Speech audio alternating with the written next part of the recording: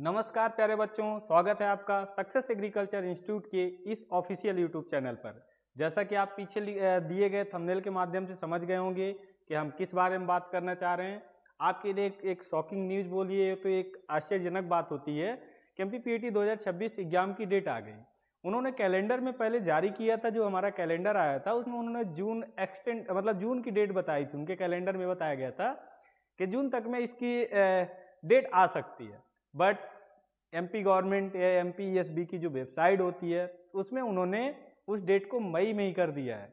आपके जो डेट है, जो एग्जाम है, उसमें मई में डेट आ गई है। उसी के बारे में जानकारी देना चाह रहे हैं।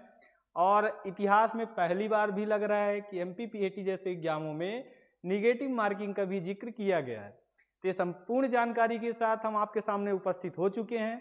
इसी के बारे में आपको जानकारी देना है, कैसे आपको पढ़ना है, कहाँ से सही से तैयारी करनी है, 1 महीने 1.5 महीने जो भी समय बचा है उसको कैसे पूरा अच्छे से यूटिलाइज करके आपको सही तरीके से तैयारी करना है। तो इस वीडियो में आप बने रहिए, कंप्लीट जानकारी इस वीडियो के माध्यम से आपको दी जाएगी। जहाँ भी आपको डाउट रहे, जो भी रहे, तो आप कमेंट्स के माध्यम से भी अपने डाउट को क्लियर कर सकते हैं। ठीक है, तो इसी के बारे में हम बात कर रहे हैं। एमपीपीएटी 2026 एग्जाम की जो संपूर्ण जानकारी है, जो उन्होंने डेट दिया है, क्या नोटिफिकेशन आया, नोटिफिकेशन में क्या जिक्र किया गया है, उसी के बारे में हम संपूर्ण जानकारी लेके आपके सामने उपस्थित हुए हैं। ठीक है, तो बात करते हैं। जो आपका नोटिफिकेशन आया एमपीपीएटी 2026, इसमें जो संपूर्ण नियम पुस्तिका जो आती है, रूल बुक आती है, उसमें क्या क्या आपको कैसे क्या चीज़ें ध्यान रखनी है, उसके बारे में हम जानकारी देना चाह रहे हैं। ठीक है, तो पहले आपकी जो जानकारी आई है, महत्वपूर्ण जो तिथि दी हुई है, जो महत्वपूर्ण डेट आए हैं, उसकी बात कर लेते हैं कि फॉर्म जो प्रारंभ होंगे वो कब से होंगे। 24/3/2026, मतलब आपके 24 मार्च 2026 से फॉर्म भराना स्टार्ट हो गए हैं। ठीक है, हो जाएंगे। उसके बाद जो फॉर्म भरने की अंतिम तिथि दी है उन्होंने 7/4/2026, मतलब 7 अप्रैल 2026 तक आपको फॉर्म भरना है। और इसके बाद उन्होंने संशोधन या करेक्शन की जो डेट या विंडो जो ओपन करने की बात बताई है, उन्होंने बताया 12/4/2026 तक खुलेगी। ठीक है, उसके बाद परीक्षा की जो एग्जाम की डेट दी है, बहुत ही शॉकिंग न्यूज है कि जो आपकी जो डेट दी है 8 मई 2026 शुक्रवार से प्रारंभ। तो इस चीज को थोड़ा ध्यान रखिएगा। अब आपके पास समय बहुत ही कम है।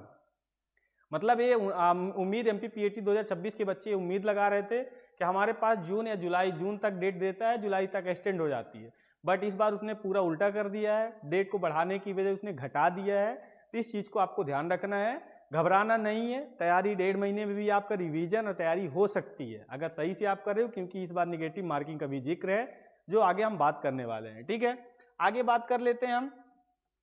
आपके जो आवेदन शुल्क है, पोर्टल का जो चार्ज बताया गया है, आपको मालूम है जो जनरल से आते हैं, जो आरक्षित अनारक्षित सीट हैं, जो जनरल की सीट है, अनरिजर्व सीट है, उनके लिए 500 रुपये रहेगा।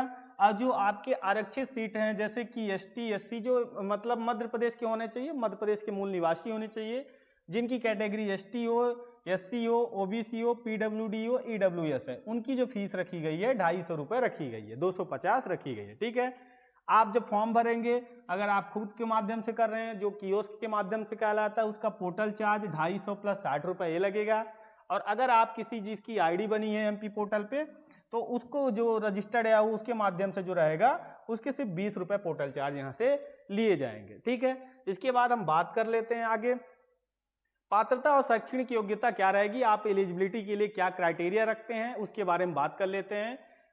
मूल आवश्यकता माध्यमिक शिक्षा मंडल मध्य प्रदेश की 10+12 पद्धति की 12वीं कक्षा या समकक्ष परीक्षा, मतलब आप 12वीं पास होने चाहिए तभी इस एग्जाम को एलिजिबल कर लेते हैं, मतलब एग्जाम फाइट करेंगे तभी आपको कॉलेज मिलेगा। ठीक है, देखिए जो बच्चे यहाँ से उत्तीर्ण होते हैं, क्वालिफाइड करते हैं, प्रवेश के लिए पात्र हैं, मतलब जो एंट्रेंस एग्जाम होता है, अगर आप उसको क्वालिफाइड कर लेते हैं, कट ऑफ के अंदर आ जाते हैं, तो आप एडमिशन के लिए या प्रवेश के लिए क्या है, एलिजिबल है।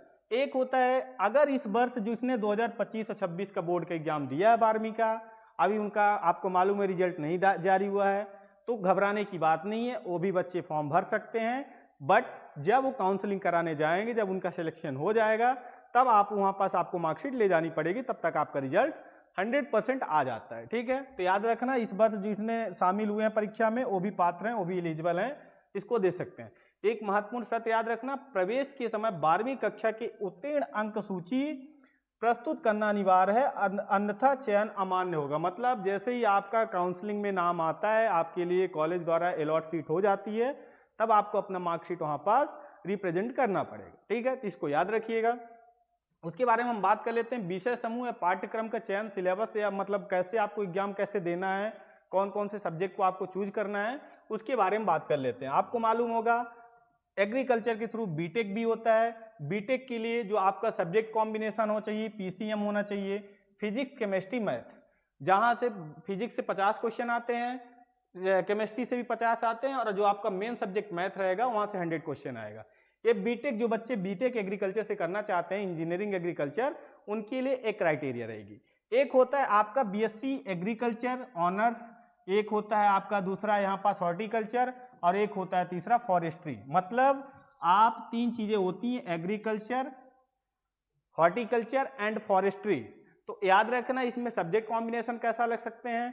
एक तो आप चाहे पीसीएम ले लीजिए, जिसमें फिजिक्स 50, रसायन के 50 नंबर के, और मैथ के 100 क्वेश्चन, मतलब 200 क्वेश्चन 200 नंबर का आएगा। अगर आप पीसीएम नहीं ले रहे हैं तो पीसीबी ले लीजिए, जिसमें फिजिक्स 50, केमिस्ट्री 50, और बायोलॉजी के कितने क्वेश्चन रहेंगे, 100 क्वेश्चन रहेंगे। जो आपका मेन सब्जेक्ट होता है उसके 100 रहेंगे, जो साथ में आपके जो सब्सिडरी सब्जेक्ट रहेंगे उनके 50-50 क्वेश्चन रहेंगे। ये भी 200 नंबर का रहेगा, 200 क्वेश्चन रहेगा। ठीक है, अगर आप केमिस्ट्री के 2 सब्जेक्ट लेते हैं, पीसीए करके लेते हैं, फिजिक्स केमिस्ट्री ले लेते हैं और एग्रीकल्चर ले लेते हैं, तो इसको याद रखिएगा, यहाँ से फिजिक्स 50, केमिस्ट्री 50 और आपका एग्रीकल्चर 100 का आएगा, 200 नंबर का भी क्वेश्चन आते हैं। ठीक है, इसके बाद हम बात करते हैं, अगर आप एग्रीकल्चर ले रहे हैं तो एग्रीकल्चर में 2 पार्ट्स होते हैं, AG1, AG2 और 3। AG1 में जो आपका रहेगा 100 नंबर का क्वेश्चन रहेगा, जिसमें PCMB रहता है। ये 25-25 क्वेश्चन आते हैं, सभी 25 रहेंगे। ये आपका हो गया AG1 का, मतलब एग्रीकल्चर फिजिक्स, एग्रीकल्चर रसायन या chemistry, agriculture math, agriculture biology. और जो आपका AG2+3 रहेगा, उसमें आपके मेन सब्जेक्ट एग्रीकल्चर के रहेंगे, जो कि 100 नंबर का रहेगा, उसको आपको ध्यान रखना है। ये आपका क्या हो गया, ये आपका जो विषय समूह हो गया, कैसे आपको सब्जेक्ट का कॉम्बिनेशन बैठाना है, कौन कौन से सब्जेक्ट से एग्जाम दे सकते हो, ये चीज यहाँ दिया हुआ है। इसके बारे में हम बात कर लेते हैं। परीक्षा की रूपरेखा और समय सारणी, मतलब परीक्षा क्या क्या पैटर्न रहेगा, कैसी समय सारणी रहेगी, उसको याद रखना। कुल आपको 200 नंबर, 200 क्वेश्चन 200 नंबर के रहेंगे। आपको जो समय मिलेगा 3 घंटे का समय मिलेगा। 2 शिफ्ट में आपका एग्जाम चलता है, एक फर्स्ट शिफ्ट प्रथम पाली होता है, एक सेकेंड शिफ्ट चलता है। एंट्री जो टाइम रहती है, रिपोर्टिंग टाइम 7 बजे से 8 बजे सुबह रहती है, 1 घंटा पहले आपको रिपोर्टिंग टाइम देना रहता है। फिर 8:50 से 9:50 10 मिनट के लिए आपको इंस्ट्रक्शन पढ़ने के लिए टाइम मिलता है, निर्देश पढ़ने के लिए टाइम मिलता है, जो आपके खोलोगे विंडो में तो दिया रहता है। ठीक है, फिर अगला आपका 9 बजे से 12 बजे तक आपका एग्जाम चलेगा, लगभग 3 घंटे, मतलब 3 घंटे का एग्जाम चलता है। सीबीटी टेस्ट होता है, कंप्यूटर बेस्ड टेस्ट होता है। ठीक है, द्वितीय पाली जो स्टार्ट होगी सेकंड शिफ्ट, वो 1 बजे से 2 बजे दोपहर तक रहती है, ये रिपोर्टिंग टाइम है। और उसके बाद आपका जो महत्वपूर्ण निर्देश पढ़ने का टाइम मिलेगा 2:50 से 3 बजे तक। मतलब देखिए 1 से 2 आपने रिपोर्टिंग दे दिया, 2 से 2:50 तक आपको अंदर एंट्री रहनी है, मतलब आपके जो भी और अंदर बायोमेट्रिक वगैरह होते हैं उस बीच में करा लिए जाते हैं। उसके बाद आपका 3 बजे से 6 बजे तक सेकंड शिफ्ट का आपका एग्जाम होगा। ठीक है, दोपहर 3 बजे से 6 बजे तक आपका एग्जाम होने वाला है। ये आपका हो गया जब एग्जाम कैसे किस पैटर्न में होगा, मतलब कैसे शिफ्ट में होगा, ये चीज़ की जानकारी हो गई। अब हम बात करते हैं कि आपके पाठ्यक्रम का मुख्य अवलोकन, मतलब कैसे आपका पाठ्यक्रम होता है, सिलेबस कैसा होता है। एमपीपीटी 2026 का जो सिलेबस होता है 2 पार्ट्स में होता है, एक चाहे साइंस ग्रुप हो, एक एग्रीकल्चर ग्रुप। ठीक है, तो देखिए अगर आप साइंस से हैं तो आपका एक फिजिक्स रहता है, ठीक है, केमिस्ट्री रहता है, मैथ रहता है, बायोलॉजी रहती है। ठीक है, उसके बाद अगर आप केमिस्ट्री एग्रीकल्चर ग्रुप से हैं तो AG1 में देखिए, AG1 जो होता है साइंस का ही सब्जेक्ट होता है, जिसमें आपको PCMB सभी पढ़ने पड़ते हैं, PCMB। और जो आपका सेकंड AG2+3 है, इसमें आपका क्रॉप प्रोडक्शन हो जाता है, आपका फिर हॉर्टिकल्चर का आ जाता है, इसमें आपका फॉरेस्ट्री आ जाता है, ये सब चीज़ें इसमें आ जाता है, जो कुक्कुट पालन वगैरह, पशुपालन, एनिमल हस्बेंड्री वगैरह इसमें आ जाते हैं। तो एग्रीकल्चर वालों का रहता है कि 2 पार्ट्स में ऐसा रहता है, और जो आप साइंस से देंगे तो आपका एक कॉम्बिनेशन बैठता है। ठीक है, ये आपके सिलेबस की बात हो गई। उसके बाद देख लेते हैं सीट आरक्षण, जो रिजर्वेशन आपको मालूम है MP का रिजर्वेशन भी लागू है, जहां इन कैटेगरी को SC हो गया, ST हो गया, OBC हो गया, EWS हो गया, जो विकलांग वगैरह होते हैं, कृषक होते हैं, महिलाएं होती हैं, इन सबको रिजर्वेशन का यहाँ पास जिक्र किया गया है, रिजर्वेशन इनको मिलता है। ठीक है, इनकी कुछ सीटें रिजर्व होती हैं। यहाँ पास लिखा भी है मध्य प्रदेश शासन के नियमानुसार ST SC OBC EWS PWD महिला कृषक वर्ग के लिए आरक्षण लागू किया गया है। ठीक है, उसके बाद आरक्षित श्रेणी और पेमेंट सीट का लाभ लेने के लिए मध्य प्रदेश का मूल निवासी MP डोमिसाइल होना जरूरी है। मतलब आपका अगर आप इनका लाभ लेना चाहते हैं, आप रिजर्वेशन का लाभ लेना चाहते हैं, पेमेंट सीट जो होती हैं उसका अगर आप लाभ लेना चाहते हैं तो आपका MP का निवासी होना चाहिए, MP का आपका निवास प्रमाण पत्र होना चाहिए। मान्यता प्राप्त संस्थान कौन कौन सी हैं? बहुत सारी हैं, जैसे जवाहरलाल नेहरू विश्वविद्यालय हो गया, राजमाता विजयराजे सिंधिया हो गया, और ये चित्रकूट की महात्मा गांधी, चित्रकूट की ग्रामोदय हो गई। ये सब बहुत सारी आपकी जो कॉलेज हैं जहां आपको एडमिशन मिलता है, ये मान्यता प्राप्त कॉलेजों की लिस्ट है, उसमें पूरी लिस्ट मिल जाती है। ये आपका हो गया रिजर्वेशन वाला। इसके बाद हम महत्वपूर्ण निर्देश पढ़ते हैं जो एग्जाम के पॉइंट ऑफ व्यू से इंपॉर्टेंट है, क्या आपको गलती नहीं करना है, क्या लेके जाना है, कैसे करना है। एक होता है आधार अनिवार्य, मतलब अभ्यर्थी का ई आधार पंजीयन UIDAI द्वारा सत्यापित होना अनिवार्य है। मतलब आपका KYC होनी चाहिए, आपके आधार कार्ड की KYC आपका कंप्लीट होना चाहिए, आधार कार्ड आपका प्रोसेस कंप्लीट होना चाहिए। एक बार आप अपडेट करा सकते हैं आधार कार्ड सेवा केंद्र में जाके उसको एक बार अपडेट जरूर करवा लीजिए। गलतियां मत करिए कि सेंटर से भी आपको बाहर आना पड़े। ठीक है, मूल फोटो पहचान पत्र, परीक्षा में प्रवेश केवल मूल फोटो पहचान पत्र, चाहे वोटर ID हो, पैन कार्ड हो, ड्राइविंग लाइसेंस के आधार पर आपको दिया जाएगा। एक आपको फोटो लगी वैलिड आइडेंटिटी कार्ड लेके साथ में जानी है, तभी आपको वहां से एंट्री मिलेगी। बायोमेट्रिक सत्यापन, आप जब वहां जाएंगे तो आप एग्जाम देने से पहले आपका क्या रहेगा, बायोमेट्रिक कराएंगे, मतलब फिंगर वगैरह लगवा के वो प्रोसेस अपनी कंप्लीट करेंगे। समय का पालन जरूर याद रखना है। रिपोर्टिंग समय के पश्चात आने वाले अभ्यर्थियों को परीक्षा केंद्र में प्रवेश की पात्रता नहीं मिलेगी, इसको याद रखिएगा। जितना रिपोर्टिंग टाइम है उसी रिपोर्टिंग टाइम में चले जाइएगा, क्योंकि CBT एग्जाम है, बाद में कोई एंट्री नहीं मिलती, आपको वापस लौटना पड़ेगा, आपके साल भर की मेहनत बर्बाद हो जाएगी। ठीक है, आगे बात करते हैं आप क्या पढ़ सकते हैं। मतलब आपको जब आप पढ़ेंगे, मतलब जब कॉलेज आपको मिलता है तो क्या क्या आप ले सकते हैं, क्या चीज कर सकते हैं। एक होता है BSc एग्रीकल्चर ऑनर्स, अगर आप करना चाहते हैं तो ये जबलपुर की कॉलेज है, जवाहरलाल वाली, रीवा की है, टीकमगढ़ है, गंज बसौदा विदिशा साइड की है, वाराणसी सिवनी की है, पवार खेड़ा की है, खुरई पन्ना, राजमाता विजयराजे सिंधिया, ये भी आपकी एग्रीकल्चर ऑनर्स से डिग्री दे रही है। महात्मा गांधी चित्रकूट ग्रामोदय, ये भी आपका क्या है, एग्रीकल्चर की है।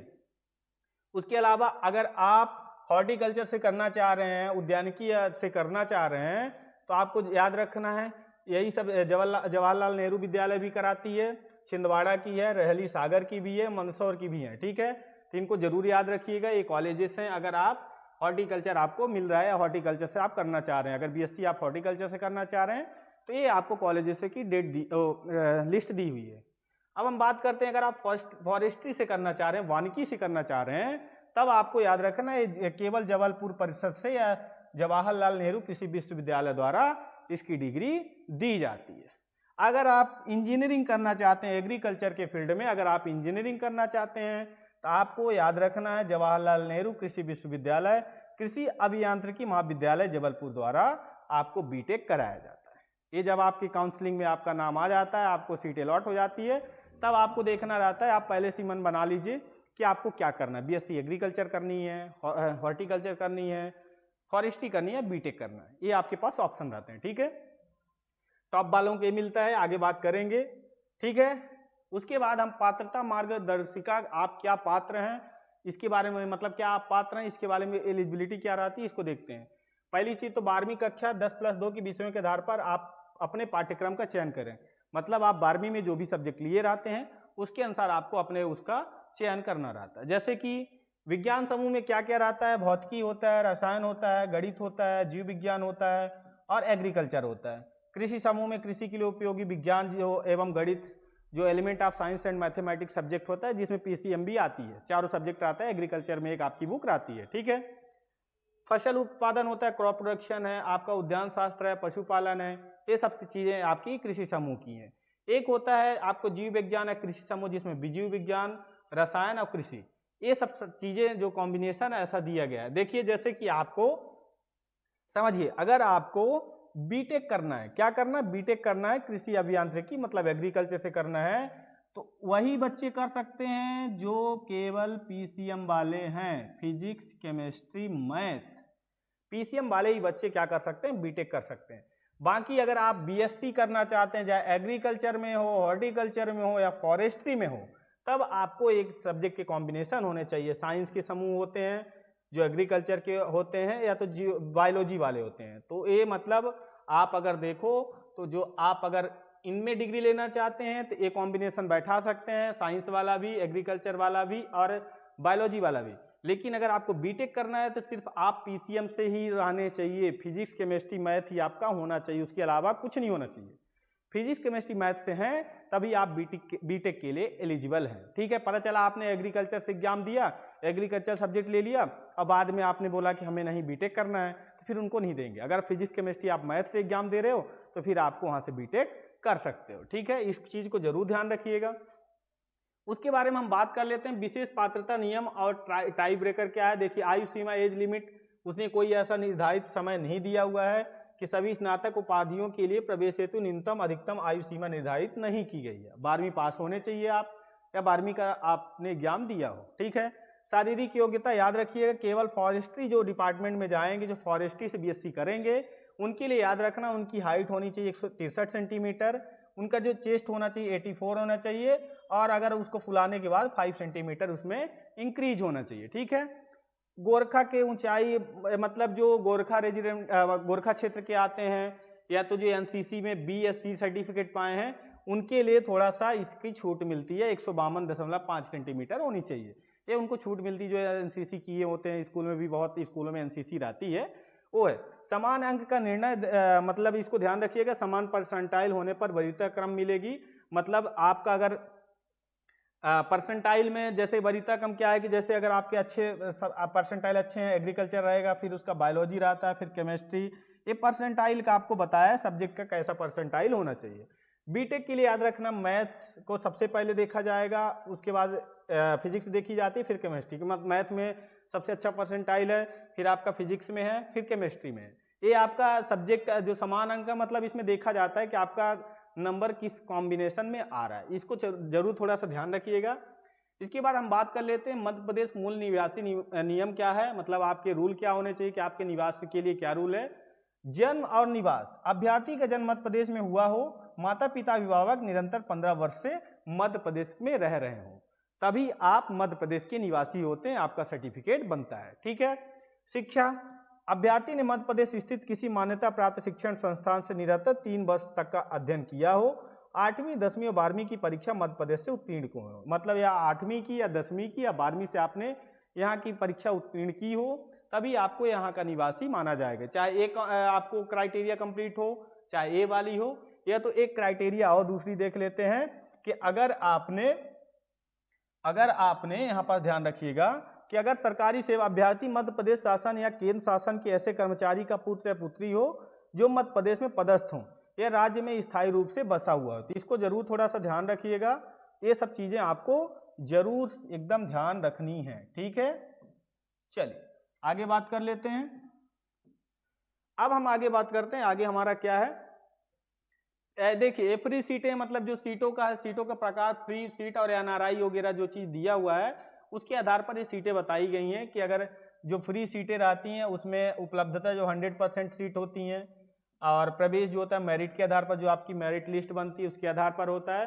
फीस जो है न्यूनतम सरकारी शुल्क, जो भी गवर्नमेंट द्वारा सरकारी शुल्क रखी जाती है वो आपसे यहाँ से फीस ली जाती है।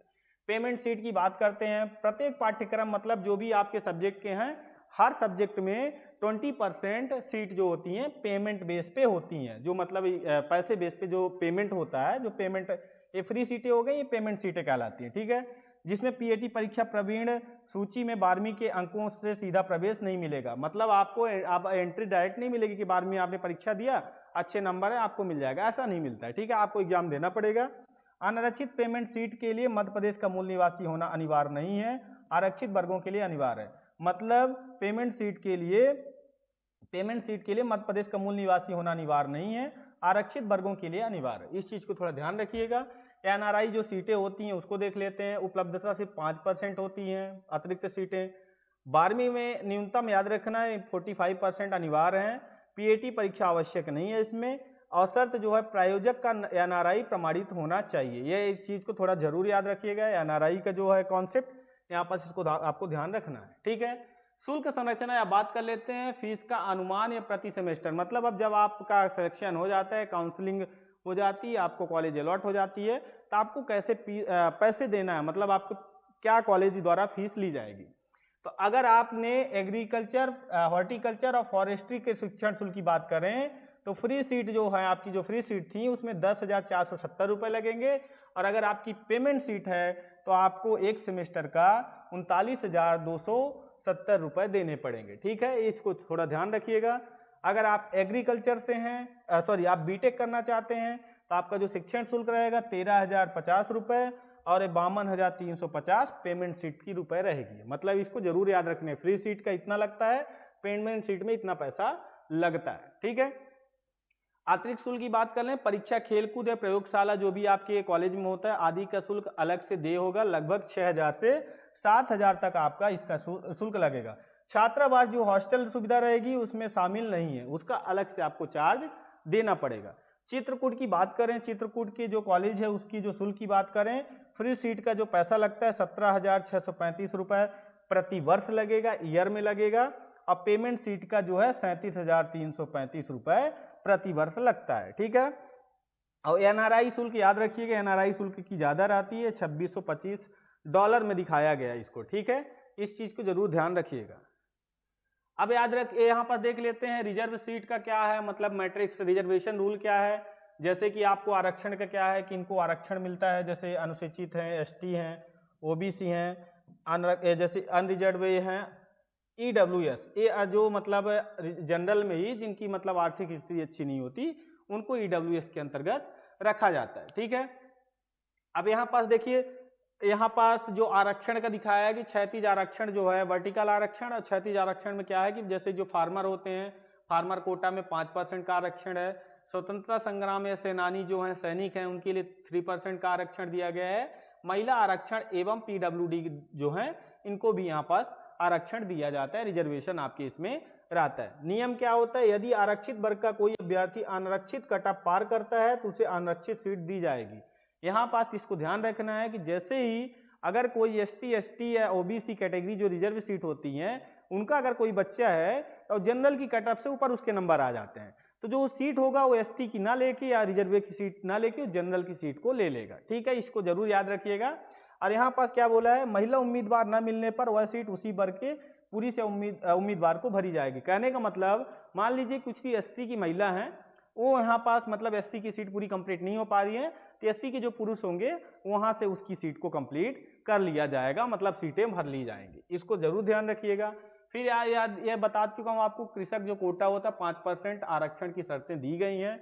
क्या शर्तें हैं देख लेते हैं। इस कोटे का लाभ लेने के लिए निम्नलिखित 2 शर्तें पूरी होनी चाहिए। एक शर्त है, पारिवारिक पृष्ठभूमि क्या होनी चाहिए, माता पिता स्थायी रूप से कृषि में कार्यरत हों, जीविका पूर्णतः कृषि पर आधारित हो, तभी आपको 5% जो कोटा रखा गया है फार्मर का उसका रिजर्वेशन मिलेगा। दूसरा क्या होना चाहिए, ग्रामीण शिक्षा सर्वाधिक महत्वपूर्ण, छात्र ने निम्नलिखित 4 कक्षाओं में से किन्हीं 2 कक्षाओं की पढ़ाई ग्रामीण स्कूल से की होगी, जैसे कि चाहे 5वीं, चाहे 10वीं, या तो 8वीं या तो 12वीं, इनमें से 2 कक्षाओं की आपकी जो पढ़ाई होनी चाहिए वो ग्रामीण क्षेत्र से होनी चाहिए। इसको याद रखिएगा। एक महत्वपूर्ण नोट्स क्या बताया, स्कूल का ग्रामीण क्षेत्र में होना तहसीलदार या विकासखंड अधिकारी द्वारा प्रमाणित होना चाहिए।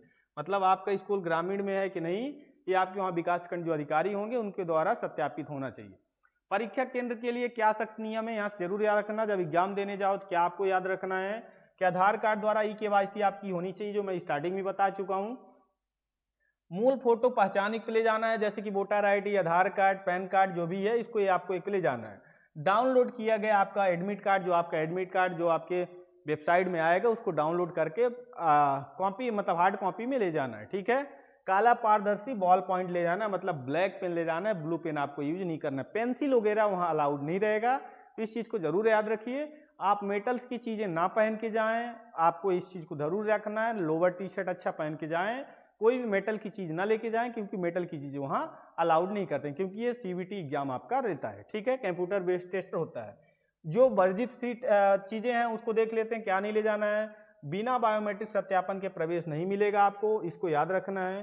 Calculator, mobile phone, log tables या स्मार्ट घड़ियां पूरी तरह प्रतिबंधित हैं। कुछ भी नहीं ले जाना है आपको, खाली जाना है, लोअर टी शर्ट पहन के चले जाइए, स्लीपर वगैरह डाल लीजिए, शूज वगैरह न डालिए। ठीक है, रिपोर्टिंग समय के बाद आने वाले अभ्यर्थियों को प्रवेश नहीं मिलेगा, ये सख्त निर्देश हैं, इनको याद रखिएगा। परीक्षा समाप्ति से पहले परीक्षा कक्ष छोड़ने की अनुमति नहीं होगी। मतलब अगर आपने पता चला कि 1 घंटे में एग्जाम दे दिया, बोला सर नहीं मुझे छुट्टी चाहिए, तो नहीं मिलेगा, आपको 3 घंटे बैठना पड़ेगा। पूरी प्रोसेस कंप्लीट होने के बाद ही आपको छुट्टी मिलेगा, चाहे आपका एग्जाम पहले हो जाए चाहे बाद में हो। ठीक है, तो इसको जरूर याद रखिएगा।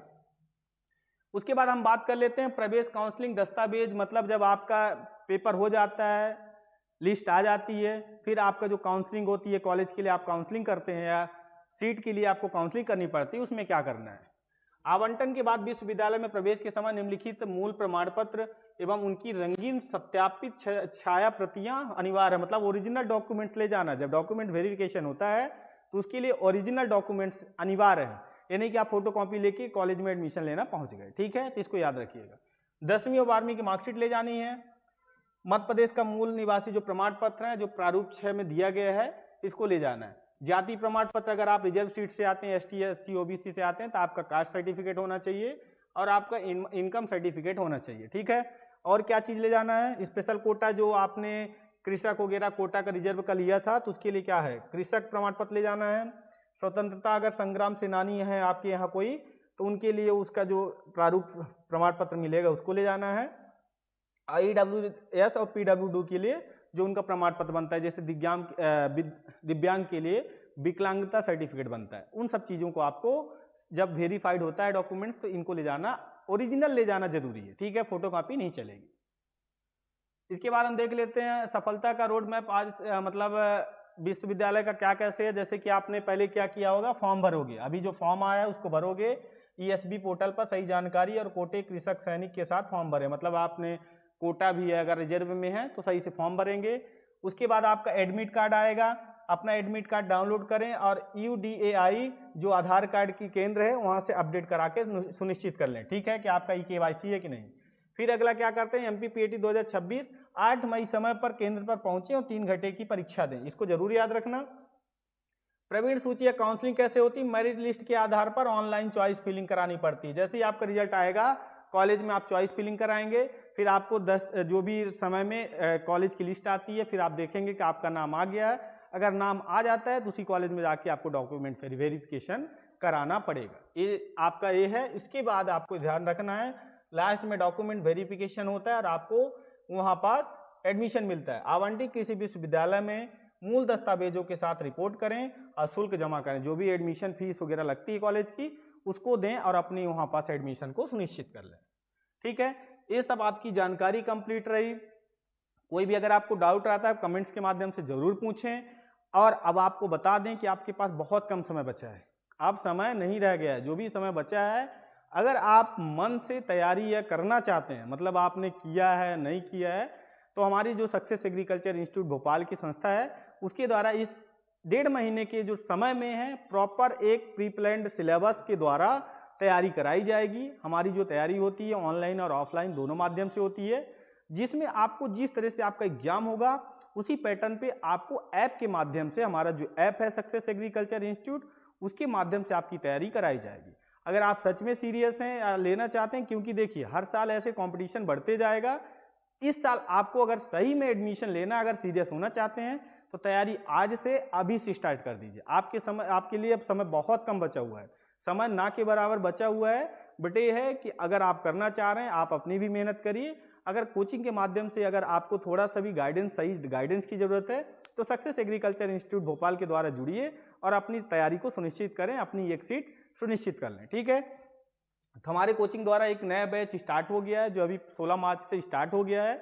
एकदम प्रॉपर सही तरीके से पूरा टेस्ट के साथ हर चीज़ें सुविधा दी जा रही हैं, वहाँ से स्टार्ट कर दिया गया। अगर आप तैयारी करना चाह रहे हैं कम समय में, तो सक्सेस एग्रीकल्चर इंस्टीट्यूट भोपाल जो है, यहाँ से आप जुड़ लें और आप मतलब अपनी तैयारी अच्छे से करें। आपको मतलब यहीं से तैयारी क्यों करना है, उसके पीछे रीजन भी है, क्योंकि एक्सपर्ट फैकल्टी द्वारा इसकी पूरी तैयारी होती है। आप हर साल का रिपोर्ट कार्ड देखिए, टॉप का रिजल्ट दिया जा रहा है और बेस्ट फैसिलिटीज आपको मिलती है, जहां लाइब्रेरी की सुविधा है, बच्चों के लिए हॉस्टल भी मिल जाता है। तो अगर ऑफलाइन के माध्यम से करना चाहते हैं तो भी कर लें। डाउट सेशन रहता है और आपको प्रिंटेड नोट्स और ऑनलाइन बच्चों को PDF नोट्स भी पूरी प्रोवाइड कराई जाती है। ठीक है, तो अगर सीरियस हैं, सच में तैयारी करना चाहते हैं, तो आज ही हमारे कोचिंग के साथ जुड़िए और यहाँ कॉन्टेक्ट करिए और अपनी तैयारी सुनिश्चित करिए। ठीक है, अब थोड़ा सा देख लेते हैं। आपको याद रखना है, अगर आप तैयारी करना चाहते हैं तो ये हमारी जो यहाँ पास जरूर याद रखिएगा। आपको अगर तैयारी करना है तो आप सक्सेस एग्रीकल्चर इंस्टीट्यूट भोपाल द्वारा जुड़िए। सोशल मीडिया के माध्यम से भी, यूट्यूब पे भी आप इसकी पूरी जानकारी देख लीजिए। आप वहाँ से जो भी नंबर आपको मिले वहाँ से कांटेक्ट करिए और अपनी तैयारी यहाँ से कर सकते हैं। ठीक है, जानकारी कैसी लगी कमेंट्स के माध्यम से जरूर बताइए। अब मैं बोलता हूँ अभी से आप जुड़ जाइए। अब आप देख लिया आपने निगेटिव मार्किंग की बात, अभी 1-2 वीडियो और बनेगी जिसमें आपको फॉर्म कैसे भरना है, कैसे आपको गलतियां नहीं करनी, उसके लिए भी वीडियो आएगी। तो वीडियो कैसी लगी आप कमेंट्स के माध्यम से जरूर बताएं। धन्यवाद।